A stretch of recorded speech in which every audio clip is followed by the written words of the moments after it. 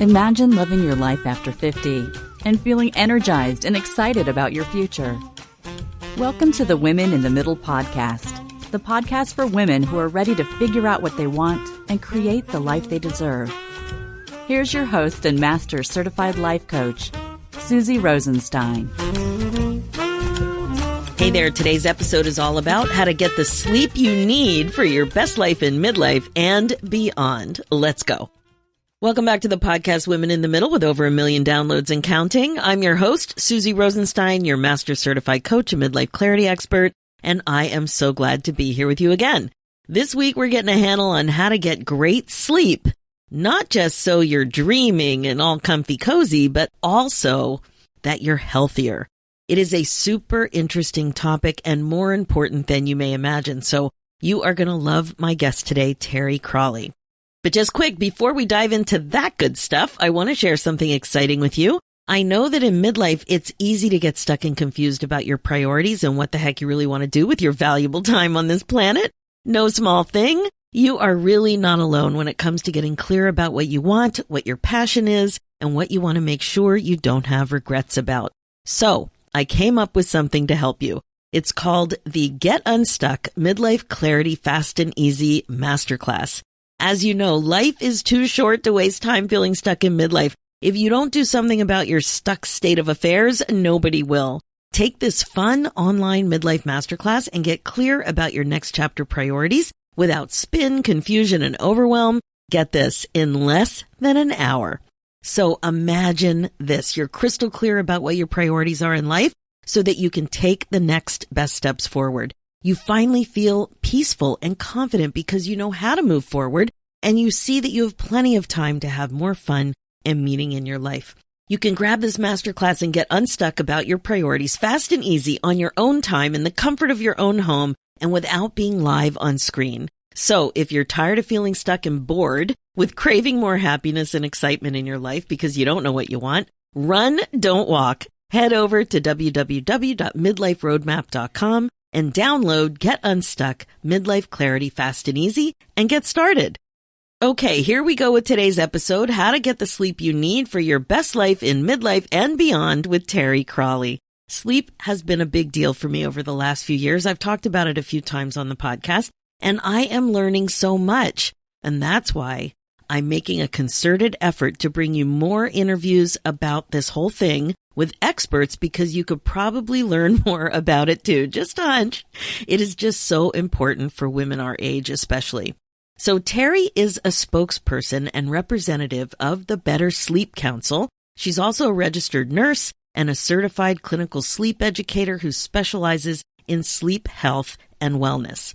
A national speaker, educator, and author on sleep, Terry Cralle is also the co-founder of a 4-bed sleep disorders clinic and has served as a consultant to a variety of industries and organizations on the topic of sleep health.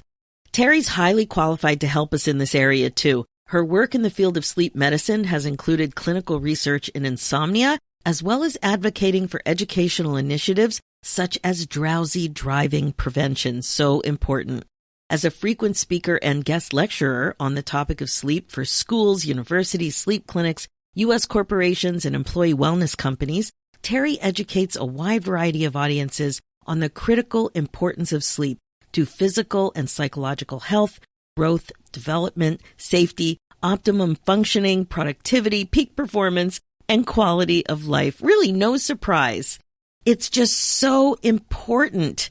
When you hear all this stuff listed out, you can kind of see it. But as we just go about our day, we don't see it and we get in our own way. So I can't wait for you to hear what Terry has to share. So much goodness. Now, one more special note about today's episode. This information shared today in this podcast is intended for your convenience, entertainment, and education, and isn't geared to your personal situation. It's not a replacement for care or advice from your own medical professional. So as always, you may have some things you want to follow up on, so please seek a suitable professional to advise you on your personal situation.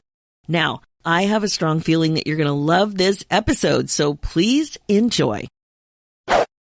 Hi, Terry. Thanks so much for joining us today on the Women in the Middle podcast. Thanks for having me, Susie. It's a pleasure to be here. I just was so excited to have you here. So when we start our interviews, we always do a little pre-interview just so we can get comfortable. And Nico the Noof comes walking in and Terry lost her mind.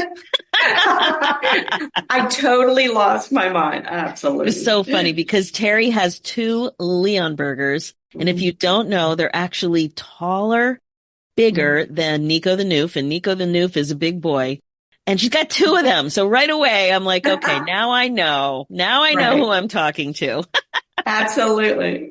Amazing. Okay. So I was really excited to have you on because as a midlife woman, I turned 60 recently last year. And I knew in my heart of hearts that it was time for me to take sleep seriously. Certainly working in this space, there's a lot of midlife women complaining about sleep for a variety of reasons. But I was resistant to hearing this message. So there's so many things I want to talk to you about. If you could start by just telling us a little bit about who you are and how you became the spokesperson for Better Sleep Council. So take it away. Who are you? Why are you doing this work?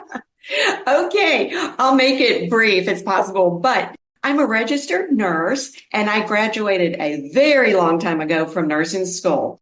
Back in the early 80s. And we didn't talk about sleep very much, unfortunately, back then. But I got into clinical research through a friend where we were recruiting sleep doctors for a clinical trial involving insomnia drugs. And I was on the phone with a sleep doctor trying to get him to come on board with a company. And he said, Terry, why don't you come to my sleep clinic for a week and learn about sleep? Because I was confessing to him. I said, I don't know much about sleep, and I'm just trying to get these doctors. And he was so wonderful and said, come on down. And it was life-changing, Susie. It was career-changing, too, because from that week on, and by the way, I stayed up all night and watched people sleep or try to sleep and then slept all day. I learned so much about sleep. I learned how important it was and how serious the consequences are if you don't get enough sleep. So that was the beginning. And I've done a whole lot of work with sleep education. I wrote, my first book was published in 2016 called Sleeping Your Way to the Top. And it's how to get the success, how sleep is a means to success, where I think for many years people thought it was sort of the opposite. A couple years later, I wrote a book for kids about sleep. And now I am honored to work with the Better Sleep Council, and they just let me run my mouth far and wide about the importance of sleep. So I'm very happy to do that. Wow, that's awesome. But why don't we know enough about sleep? What's happening? It's like there are some things that we seem to know a lot about. Nutrition, we're knowing more about nutrition now. Menopause is something we don't tend to know a lot about. Right. What's going on with sleep? Why is it so secret? Such a big secret. So it's actually, it's a relatively new specialty in the field of medicine. I mean, very little ever was known about it. In fact, the man that we have in the sleep world have designated as the father of sleep medicine, his name is William Dement. He was from Stanford. And just to show you how recent this all is, I met him in a restaurant in Baltimore, Maryland, maybe 10 years ago. That's how new the specialty is. And of course, I was ready to faint dead away in the restaurant. I was so thrilled to meet him. I mean, once I learned about sleep, he was one of my sleep heroes and just someone who's worshiped in the field. But he has recently passed away, but he worked in sleep for many years, discovered, the different stages of sleep. He was a well-known professor at Stanford. So, and his book, The Promise of Sleep, was the first book I read about sleep that was phenomenal. Oh, just a great book. But so to answer your question, it's relatively new. And think about, doctors, nurses, my colleagues in healthcare, very few, if any of us, learned about sleep in our curriculum. It wasn't mentioned. As soon as we were out of nursing school, it was here, work this shift, here, work that shift. I mean, no one addressed sleep deprivation. No one addressed how much sleep you're getting while you're not at work. I mean, sleep disorders never talked about. So and I'll tell you another problem that I should point out is I think we are all guilty of having a little bit of a contempt for sleep. I think people look at it as sort of this, oh, I have to, if I'm ambitious, if I'm a good person and character wise, I'm motivated, I want to be successful, then I'm not going to get sleep. And I'll show my strength of character by saying, I don't need sleep. I don't need that much sleep. That's for the weak. So we've glamorized and we've idealized a lack of sleep. And it's so hard to tell people, literally, statistically, less than 1% of the population are short sleepers. Do they shake out at the top? Absolutely, they do. There are people that don't need much sleep, but less than 1% of our entire population. So the rest of the adults in this country and in every country really require 7 to 9 hours a night to be their best and in terms of health and well-being. And very few are getting that. And I think I still have people in my workshops and seminars who say, I've learned how to get by on less and I want to achieve more and do more. So I'm going to try to fight this every step of the way. And it's just the wrong formula. It's the wrong approach and the wrong strategy. So my job is tough. I've got tough audiences who say, I don't have time for it. It's not realistic. And I have to convince them that they do have the time and they better make the time. And they're going to live a better life if they get that sleep every night. You're right. The midlife gals, I think they're a huge part of your tough audience. Oh, absolutely. Absolutely. I get pushback all the time saying it's not realistic. And, who needs that? And besides, now I'm dealing with weight issues I haven't had before. So I'm going to get up at 5 a.m. and go to the gym. And I'm saying it's very counterintuitive at first glance. I'm saying, don't do that. I don't get up at 5 a.m. if you haven't had a good night's sleep, if you haven't had 7 to 9 hours. No, start with sleep. And then everything else falls into place. But I don't know why that's so hard to get across. Is it too simplistic? Is it, well, that can't be that easy? Well, I can tell you what I see because it's not, and I'm using air quotes, productive. Yeah. It's the way that so many women, especially midlife women, I can't even tell you how many times this came up in coaching this week.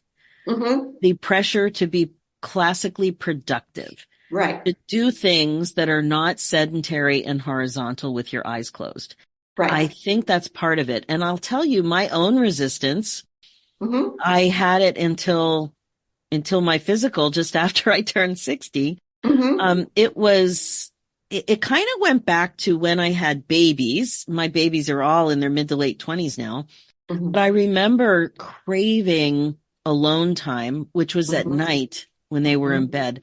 I was never a night owl. I never pulled an all-nighter, not once in university. Good. I was always prepared. And something happened when I became an entrepreneur 10 years ago. And I just, that hustle culture isn't challenged the way productivity is challenged. And there's so much self-worth tied up with what is classic productivity. And so what I've been teaching as a coach is that what if self-care is a priority? Would you say that working towards your goal is a productive way to spend your time? Right. But people struggle with that. So those are the kinds of things I see that come up. Plus, sleep is interrupted anyway in midlife. There's a lot of interruptions going on.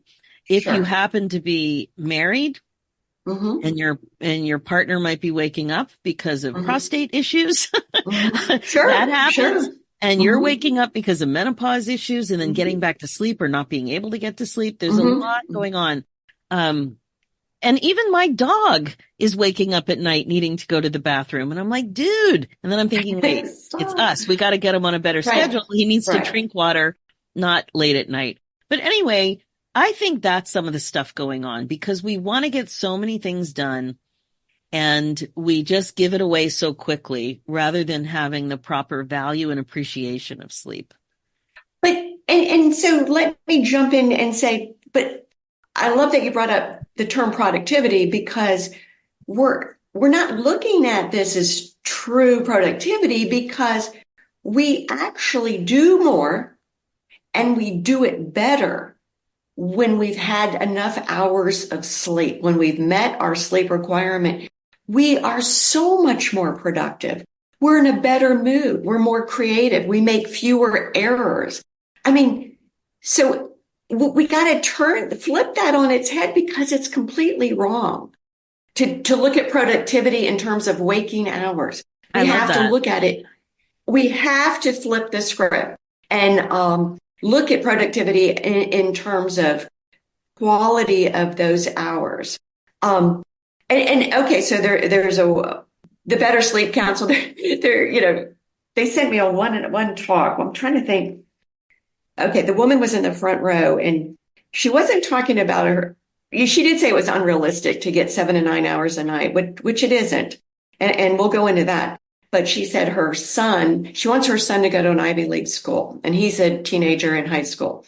And she said, so he's doing homework almost every night from, say, 6:30 until midnight, something huge, long hours. And she said it's just awful. And it takes, he stays up, but he's willing to sacrifice sleep so he can go to a good school. And I said, but don't you see? If he had, teenagers need 9.25 hours of sleep every single night. And if your teen isn't getting that, something needs to change. So I said to her, let's just flip it around.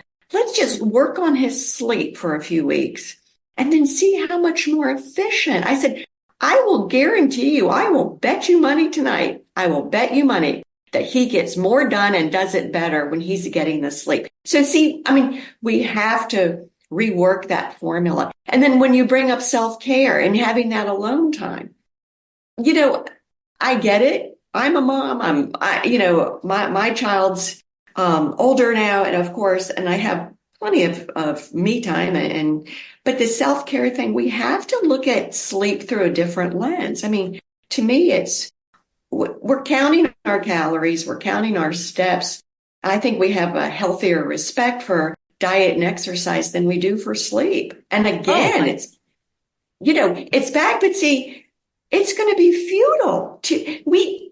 I cannot tell you how many emails I've had where it's, Terry, I'm doing all my workouts. I joined such and such a gym, which they do every January after the New Year's resolutions. And, on and on, and I can't lose the weight. They just chalk it up to middle age. It's inevitable. They give up on everything else. And there's this hands thrown up in the air, which shows me a lot going on, because there's some physical things, there's some psychological things that are going on. But then I write back and I say, how, are you getting enough sleep every night? LOL. And it's always LOL. Who has time? LOL. I don't have time for that. And so it's often this category of who needs it. I don't know why it's funny, but it always seems to be, which is an interesting phenomenon. It's very interesting. And when I mentioned that alone time, it makes no sense. Nobody's bugging me at night. Right. I have the time, but I'm still thinking in that autopilot way that I need to find time, and the only time is to give up something else. And I don't think people think about sleep as self-care.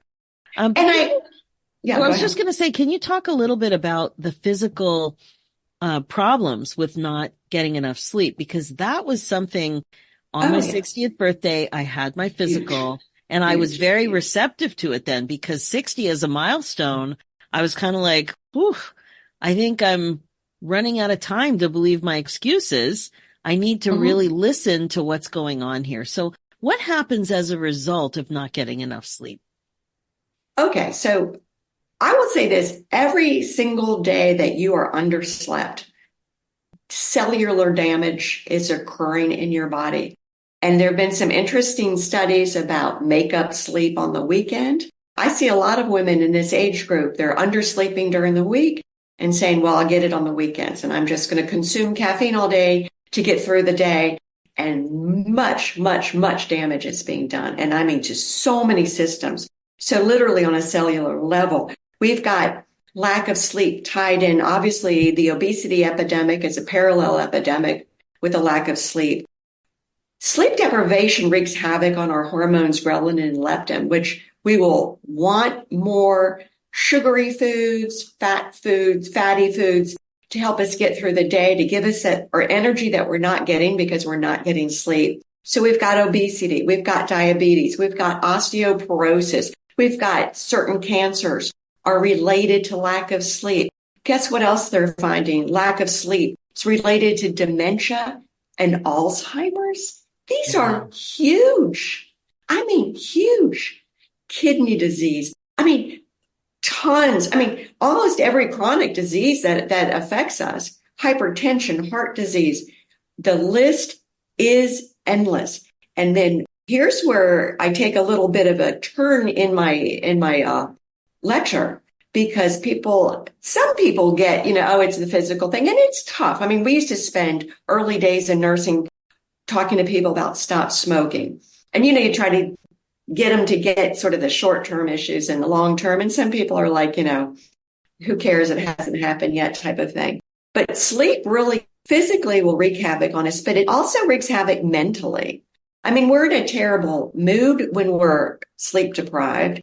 We are more irritable, more prone to anxiety, depression. And here's a huge one. So one of my favorite quotes is, sufficient sleep is Kevlar for your mind. It makes us bulletproof. We can handle and withstand stress when we have plenty of sleep.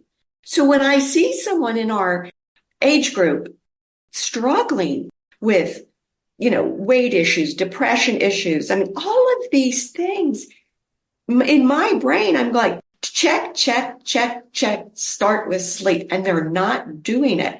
And I beg people, every healthcare provider encounter, bring up sleep, whether it's good, bad, or you don't know. I mean, sometimes we don't know.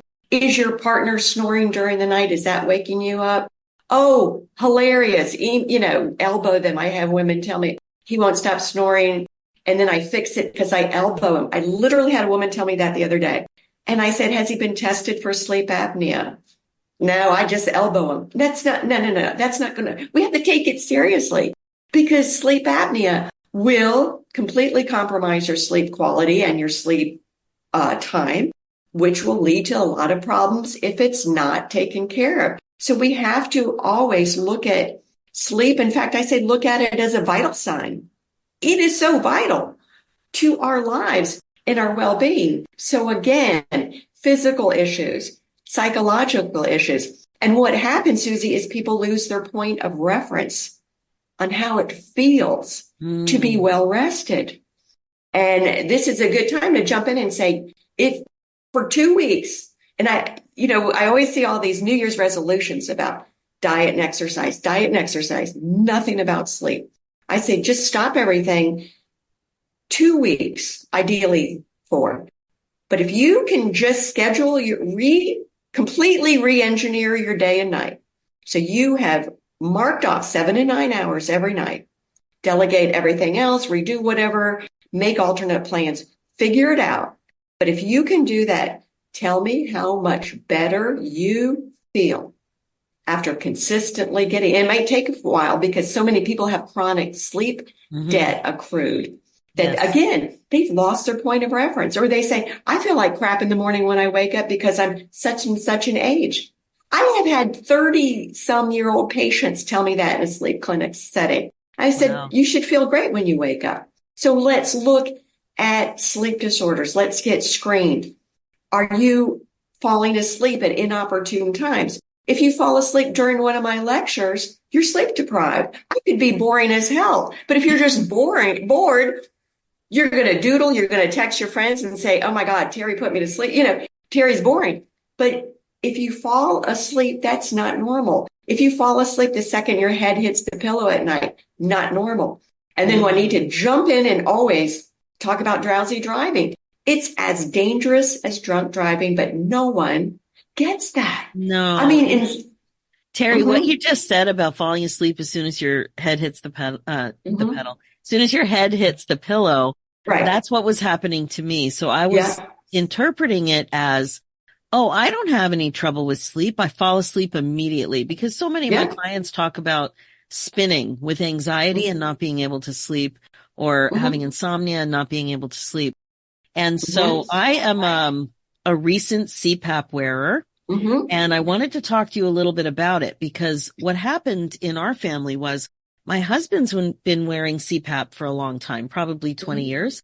So I know what it looks like. I know what it's like to schlep it around and take it on vacation and have to get distilled water and all the things. And he kept telling me I snore and I should probably go for a sleep study.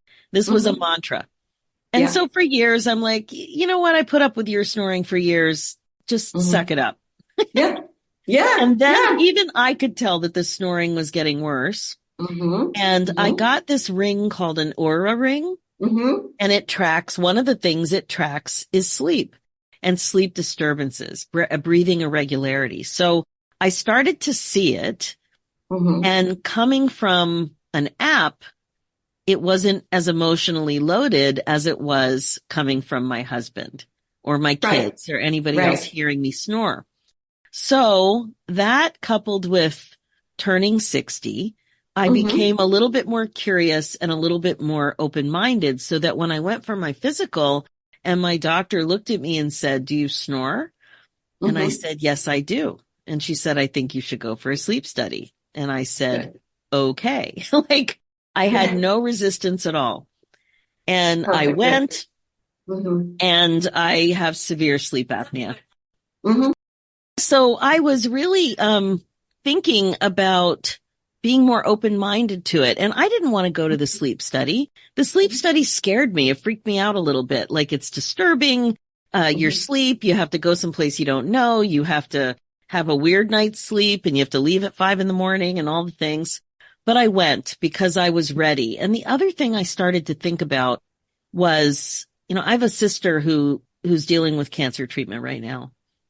And I kept thinking, you know, for me to take care of this and get treatment, it's so easy. I have to sleep more. I have to wear a CPAP, a little weird, but it's so nothing compared to what so many people have to do to treat whatever it is that they're treating. And so my mindset shifted, and believe me, I felt very self-conscious. I was very uncomfortable. I had a retreat I was hosting. I had to travel with the thing. And it's so funny, because when you travel with CPAP, you see everybody who's traveling with CPAP. Like, it's like a little satchel thing that you have to wear and bring. And so now I'm like bonding with all the middle-aged men who are also carrying it around. But anyway, there was extreme resistance. So, and guess what? The sleep apnea got solved immediately. Like, immediately. The first night I went for the sleep study, I get in the car at 5 a.m. and I look up my app for the ring, because I would get the results more quickly from my ring than from the doctor. And it said there were zero instances of breathing irregularly. Like, what a difference. So tell me a little bit about what you're noticing with CPAP in the world. I think everybody probably needs to be wearing them at this age. You know, and back to my maiden voyage to Houston at sleep clinic that really changed. I think the first night I stayed, I watched a patient with severe apnea, you know, trying to sleep. I tell you, I mean, as a nurse, it takes a lot to freak me out, a whole lot. I was freaked out about the struggle and then, you know, I thought, God, of course this has got to be bad on your heart and everything in your, I mean, it was, oh my gosh. And so just to see the difference in the health and quality of life. I mean, interestingly, one patient in my clinic came to us, and she was probably in her 40s, and her husband had said, "Please, you know, she's snoring. It's keeping me up all night." And she was having a lot of issues with falling asleep at inopportune times. But as you described, it took her a while. And I wish women would pay closer attention and realize how important it is. Anyway, She came in, severe sleep apnea, was diagnosed, treated. She comes in for her follow-up visit 30 days later with her husband. He sat down in the chair and he said, "Thank you for giving me my wife back." Wow.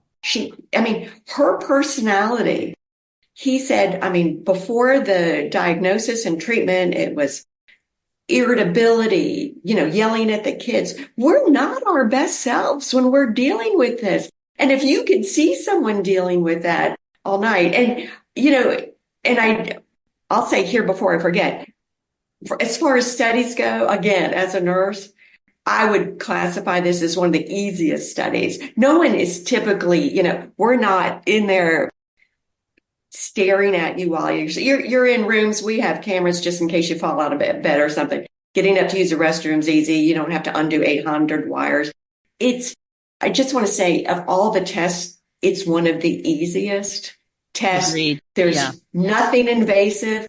There's nothing stuck into you. Nothing. No pain, right? Will you agree? Correct. You gotta back me up here. But is it a hassle? Of course. Is it the best hassle you'll ever undertake? It absolutely is, because that's how important, and I can't overstate that's how important it is. Another thing with CPAP that was real interesting, we had a geriatric patient struggling with severe diabetes. It was very hard to control. And his primary physician called me one day and said, and he had been diagnosed with apnea. So we're trying to work with him on compliance with CPAP. Doctor's on the phone, and she said, "Look, we're having a hard time getting his blood sugar stabilized. I'll just deal with that. And when that's taken care of, then we'll get the CPAP taken care of." And I said, "Oh no, oh no, that's not how we do it. We get the CPAP taken care of." I said, "And you will see magical results with his blood sugar," which we did. Wow. So we have to start turning this around and looking at this again.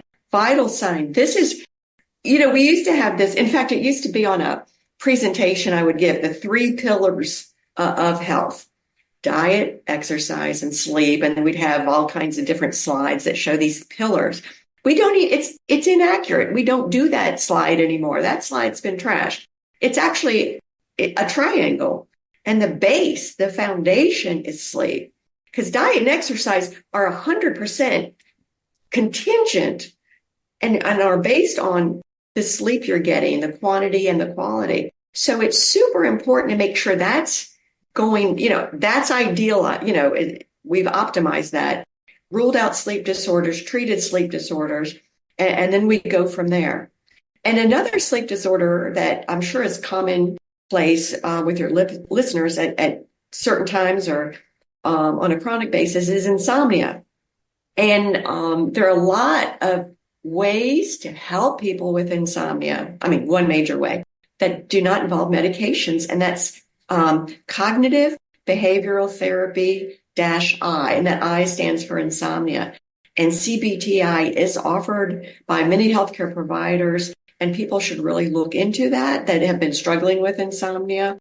Again, I think there are some sleep hygiene rules are kind of everywhere. Every blog, every website has sleep hygiene rules. And I think, I get frustrated. I think people are well aware of them, but then if they can't do one or two, then they kind of throw their hands up in the air and say, well, I need to check my phone at night, or I need to do this or that. And so that's why, they're still try to do them, because you will sleep better. And when you sleep better, you think better. And when you think better, you can problem solve. You might prioritize sleep a little bit better. You'll have clarity of thought. You're more motivated. You have a better outlook, and you have a more can-do approach to everything. But I think there are things to do even during the day that kind of fall a little bit out of the sleep hygiene category, which is list writing. And physically doing it with pen and paper at the end of your workday. Some people call it a brain dump, but that can help hours later when you go to lie down in bed and your head starts swimming. How many people deal with that? You're just ruminating over everything. You're thinking about things. Yeah. Try doing that list. That's a great idea. There was one thing I did want to ask you. I didn't want to forget. It was about the CPAP thing that really surprised me. Mm-hmm. And it was the neck girth. I don't know how to talk about it Mm-hmm. Mm-hmm. specifically, but my doctor said something about my neck. As soon as I got to the sleep clinic, they measured my neck. Yeah. Yeah. So tell me a little bit about that and what we Mm-hmm. need to know. Yes, sir. The neck circumference. That's it. Yeah. If it's over certain inches, I think that's a little bit different from male to female. That can be a risk factor and a sign that you should get screened and studied. There's also a little bit of a urban myth that it only affects overweight people. That's not true. I think maybe something I read yesterday said 67% of the population um, that have a sleep apnea are overweight, but it can happen with people of all sizes. And then look at how are you functioning during the day? Do you need caffeine all through the day to function? That's not normal. I mean, you shouldn't have to rely on caffeine. And then you get in that vicious cycle of too much caffeine, and of course, trouble falling asleep at night. And then it just keeps going on.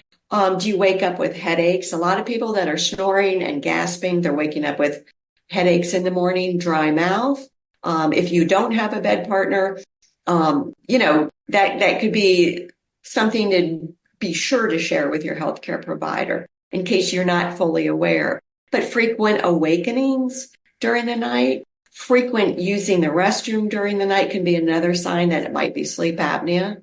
So there's some really good screening things. And typically, again, if you go to your primary care or healthcare provider, get screened. Yeah, I definitely. think it's especially before surgery. Mm. Many anesthesia departments will screen you if you're going in for any surgical procedure because it's more of a risk if you're undergoing a general anesthesia. Oh yeah, So, that makes sense. I guess a few things about CPAP really did surprise me, and I remember mhm, when I was being fitted, I was told that it might take about a month to get used to mhm, wearing the appliance. mhm, And so I realized that I was very self-conscious about it. mhm, And at night sometimes I would feel an extreme urge to take it off.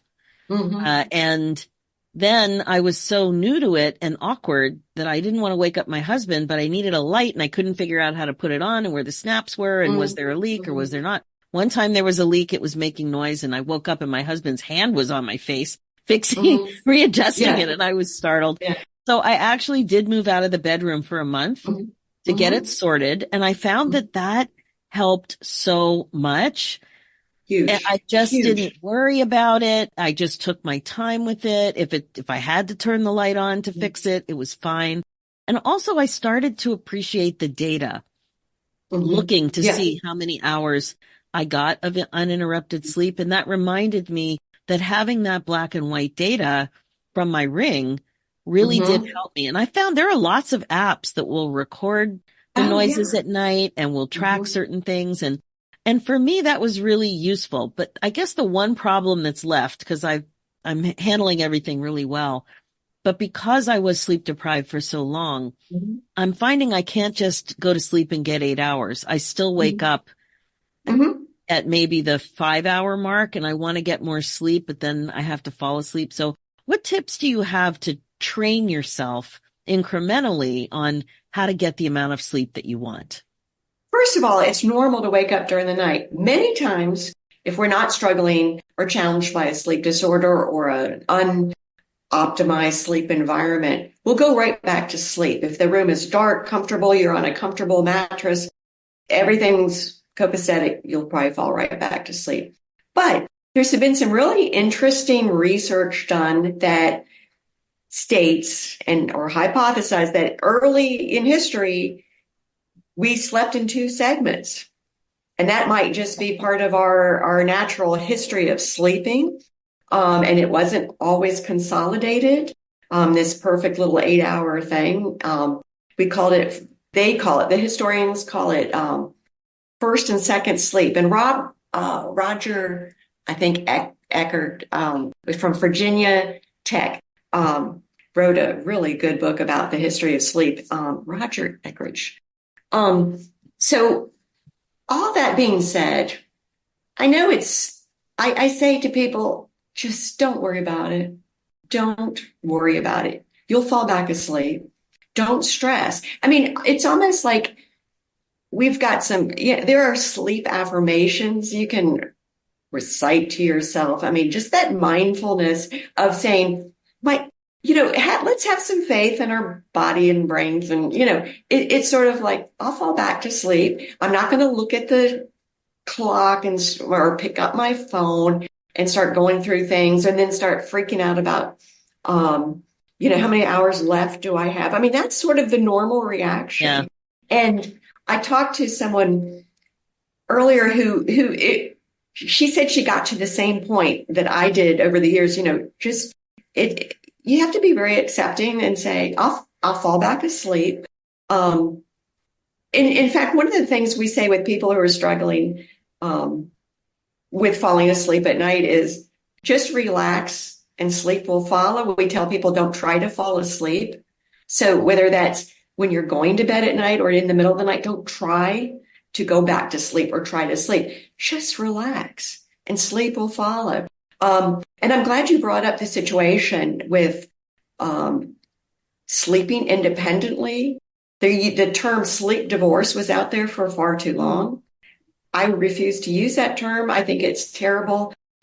Sharing a bed for sleep with a bed partner is a very tall order. If Brad Pitt walked in this door right now and said, I'd like to sleep with everyone, no, can't do it. Cannot do it. Sorry, Brad, I can't do it. I have to have the room, a certain temperature. My blankets have to be such, and I've got Cleo, the Leon Burger, and I don't know if Brad can handle Cleo in the bed, but it's so many, it is a tall order. And I see couples who look at sleeping independently as problematic. And I say, actually, it could be if you're not sleeping well together, or if you're trying to acclimate to your CPAP or anything, whatever's going on, sleeping independently is fine. And it's probably the best thing you can do for your health and your relationship. So it's never okay. It's to sacrifice your well-being, which is getting enough sleep, for some sort of arbitrary thing. And we have to be very unapologetic. I think women have felt guilty when they need sleep or want sleep. I worked with a doctor on an app for new mothers. It is so shocking what new mothers go through. And I think far too many mothers or new moms are dealing with terrible, of course, sleep deprivation. But this obviously can lead to depression. I think a lot of the, postpartum depression issues are tied up with sleep. Then we find teenagers who aren't getting enough sleep, and look at the rates of mental health problems in that demographic. These are all related to sleep. But I was working thinking about these new moms, and it's like, I just want to say, stop, be unapologetic. I need my sleep. I need someone else to clean the house for 2 months. I need someone else to do the errands for a month. I don't care, but ask for help. Be unapologetic. You're not less of a mom. In fact, you're a better mother. You're a more responsible mother. You're a better spouse, partner, whatever, when you're well rested. So that, again, going back to flip the script a little bit, look at sleep as a biological need. I'm not apologetic for needing water throughout the day. I know it's a healthy thing to do. I know my body needs it. Why am I going to feel guilty or like I'm slacking if I'm not getting the sleep I need? Grab a nap. There's nothing wrong with getting a nap. Oh my God, Terry, I'm so glad you put a spotlight on it. When I said it, it was just by the by. But now that we're talking about it, I did feel like it was a weird request. Yeah. That it felt like, women in midlife are very uncomfortable putting themselves first. It comes up in so many ways.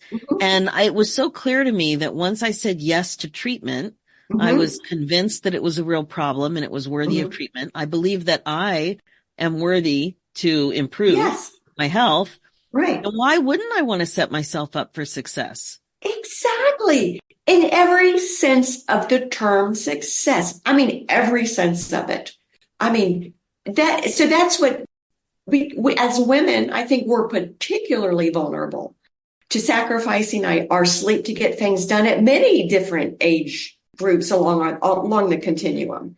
And we need to stop that and Yeah, say, no. I agree. I love the analogy of thinking about it like water, a Mhm, biological need. mhm, And mhm. that one, I don't think anybody would hesitate. Well, maybe there's somebody out there, but I don't think anybody would squirm and feel No, guilty because they want no, more water.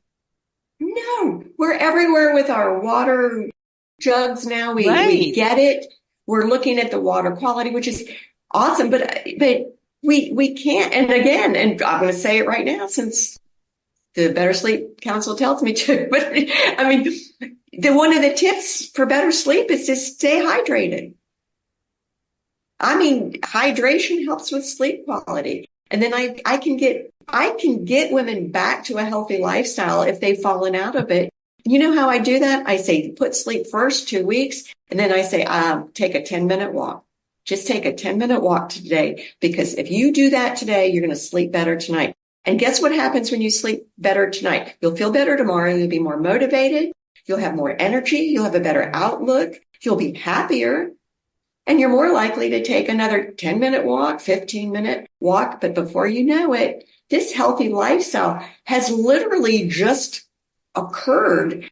So I don't want to minimize it and say it's so easy, but it is easy if But you what you're look at it in saying, these baby yeah. steps. If you said to yourself, no, to get that exercise goal, you're going to have to do 10 minutes 5 times a day, or maybe you're going to have to do a half hour 3 times a day. Right away, so much resistance comes up, and Oh you're yeah. basically saying, lay down, relax, Yeah. close your eyes. Yes. It's so amazing. And get some light early in the day. It's not just things you do at night, but during the day, get some natural light. It helps our body clocks. So when it is time to go to bed, we'll have that melatonin production and we'll be more likely to fall asleep and stay asleep. But again, if you do wake up, which is normal, but still, what are the reasons you're waking up? Too many bathroom trips, go get tested for sleep apnea, coughing, hacking. I mean, just think of all these things that could be a sleep disorder, potentially, and get that looked into. All the sleep disorders are easily managed and treated. I'm not saying it's super easy, but I'm saying the CPAP will give you the relief you need, and your sleep quality is going to be better. Your overall health will be better. Yeah. And it's a small price to pay. And I think, like I said, the incidence of sleep apnea does increase as we age. And then Yeah. we have to look at, there's a lot of good information at the Better Sleep Council website on optimizing your sleep environment. And when we talk about bed partners and things like that, if you're and apnea, look at what's new out. I mean, first of all, make sure your bedroom's conducive to sleep, and kind of address it during the day, not just at night when you think, oh my God, I haven't shopped for pillows in 10 years and my mattress is 30 some years old. I mean, really, I think we pay a lot of attention to our kitchens and having the latest, greatest in our televisions. But when you think about it, the mattress is the most important healthcare product in the home. And there's so many new materials out now. I mean, I do a lot of consulting with the industry and things, and there's something for everyone. And of It's course, so true. I'm fond of those adjustable bases that give you many more sleep positions than just lying flat in the bed. Mm. Or, it can help with CPAP use. There are CPAP pillows that can help. And sometimes sleeping on your side can open up your airway a little bit as well as just elevating the head a little bit. So good. You've shared so many good tips and ideas, and really put it out there that the way we think about sleep needs an adjustment for sure. Mm-hmm. You also mentioned that Yeah, there's some great information on that website. Can you give us the contact information? sure. BetterSleepCouncil.org.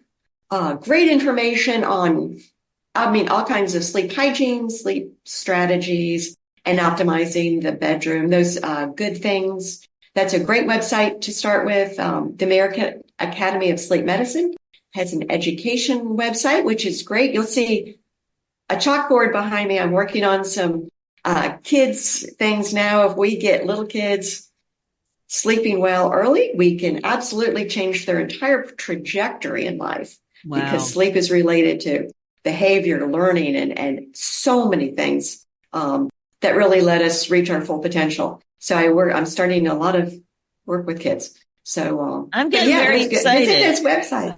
Yeah. I'm going to put those addresses and links and stuff in the show notes. Absolutely. Terry, it's been so much fun getting to know you, finding about your Leon Burgers and what's going on in your bedroom. I have a feeling one of those dogs is on your bed. Am I right? Yes. And you are going to get pictures. I can't wait.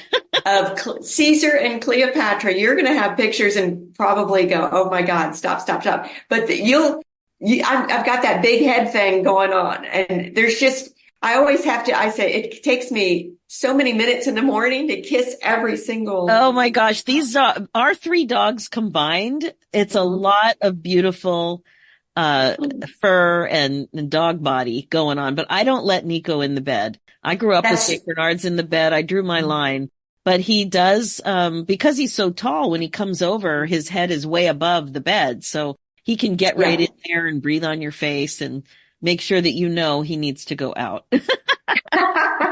Well, Cleo is a good sleeper. The other ones, I wouldn't even think of it, but we have 5, so you'll get pictures. We've got the 2 Leon Burgers, an Airedale Terrier, who really needs to be like a Navy SEAL. Like he's just smartest dog I've ever seen. He's always up to craziness. No, he's a lot of work, but he needs to be doing like. Terry, who else do you have in there? What's going on? just the 5. But who are the other 2? Shelties, Hanky and Panky. Mm-hmm.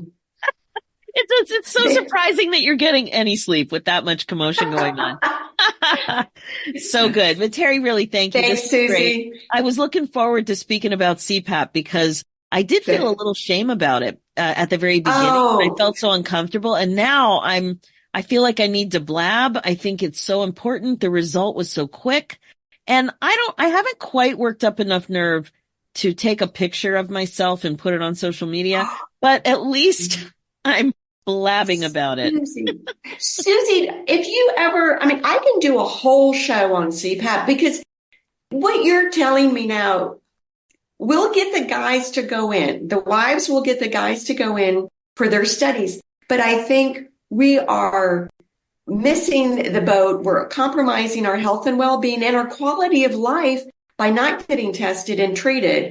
Agree. And I feel bad. One of my patients is just, she said, I'm never going to wear that thing. And that makes me, here we put masks on our face and our hair and we don't care how we look for a little bit of time in order but with the CPAP, I would like to, whenever you have time, however you have time, addressing women really coming out of but to me, it's the sleep closet.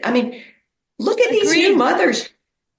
These new mothers are cleaning the house after they've had no sleep at night with a newborn. And I'm like, no. And then, this postpartum depression issue is huge. It's because of sleep. I saw an article the other day about teenagers. There's not enough mental health providers in high schools now. And I'm like, that's because your high school starts at 7:20. Like, what is the reason there's all this depression, anxiety, violence? It's because school start time at 7:20 is terrible for teens. So I'm thinking the women's thing is really important. So I'm at your service anytime you want to talk about it. I think we'll do on social media. We'll do another one. Maybe we'll do a Facebook Live or something. I think that would be great. And I think now that I've been a couple of months with the CPAP, the only thing I'm nervous about is sharing a room on vacation with somebody I don't know. Like sometimes you go to a retreat and all of a sudden you're sharing a room. So as I was a snorer for so long, I would never share a room. I'm just like, I don't want anybody disturbed and I don't want to be woken up.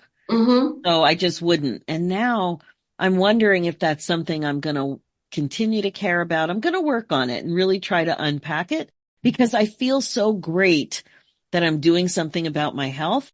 And I think it is important for me to talk about because I had resistance and now I'm getting perspective on it. And your talk today really did help. Okay, so keep this in mind because in my clinic, we would screen and treat truckers, okay? Because what happens, Susie, if someone has untreated sleep apnea, they can kill themselves and other people. I mean, lives are lost because of untreated sleep apnea. I'm going to just throw this out there. You would be a champion. We don't have a female CPAP wearing champion in this country. We don't. So Terry, you're saying that maybe we should be doing something together other than just talking about our big dogs and what's going on in our bedrooms at night?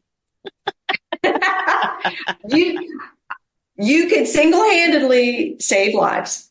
I mean, we have to go out and educate, but I would love to see more women get screened and treated. And this is the only thing that works, but it saves lives. It saves lives. Yeah. Thank you so much for really putting it in the right perspective. And like I said, when you said biological need, yeah, I thought about it differently. I knew that sleep is a biological need, but the way you just said it and pointing out the guilt and even noticing that I felt a little bit of guilt when I said to my husband, listen, I think I need to just be by myself and work on this for a month. It was so like behavior is interesting and being a midlife woman is interesting. And this is just another thing, but it is an easy thing to fix. Okay. And think about it. Yeah, it really is it's an easy thing to fix. So Terry, thanks again for everything. You've really put a giant spotlight on what needs to be done. And if you're listening right now and you can't wait to learn more, head over to bettersleep.org and you'll get a ton of great information. And I think you'll be very inspired. And you never know where I'm going to show up on social media with my CPAP looking beautiful. I'm not there yet, but with Terry's support, we might be going there. You never know. Thanks so much and have a good sleep, everybody. Talk to you soon. Thanks, Susie. That's it for this episode. Sleep is super important for us midlife gals to get better at. Yes, you must get better at sleep. Terry sheds so much light on this challenging part of so many of our lives. If sleep is tricky for you, I bet you're pretty motivated now. Wow, when I saw what was going on with my Oura ring, and that's spelled O-U-R-A if you want to check it out. When I saw what was going on, like the data from my Oura ring, I was floored and highly motivated because the data about my sleeping and snoring and breathing regularity was black and white. I couldn't ignore it any longer.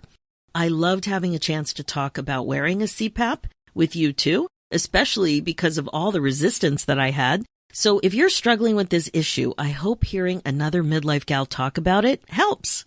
Now, as you know, this podcast is all about how to love your life again after 50. It's really all about coaching you to be more intentional and to incorporate mindfulness into your life as a regular practice. This is how you put yourself on your agenda. My focus as your midlife coach is to help you get unstuck, clear, and focused on your current values and priorities so you don't have regrets. I can help you create the confidence, courage, and meaning that you're looking for. So if you're ready to take a baby step, you're invited to book your momentum call at www.womeninthemiddleacademy.com and we'll chat. It's no obligation and free. Remember, you're also invited to purchase my new masterclass, Get Unstuck, Midlife Clarity Fast and Easy, where you can get clear about your next chapter priorities without spin, confusion, and overwhelm in less than an hour. Head over to www.midliferoadmap.com. And finally, for show notes and links, head over to www.susierosenstein.com and click the podcast tab and look for episode 371. You'll also see links there for the new show, Women in the Middle Entrepreneurs. Thanks so much for listening. It's time for you to put yourself first, one thought at a time. I'm Susie Rosenstein, and I'll talk to you next week.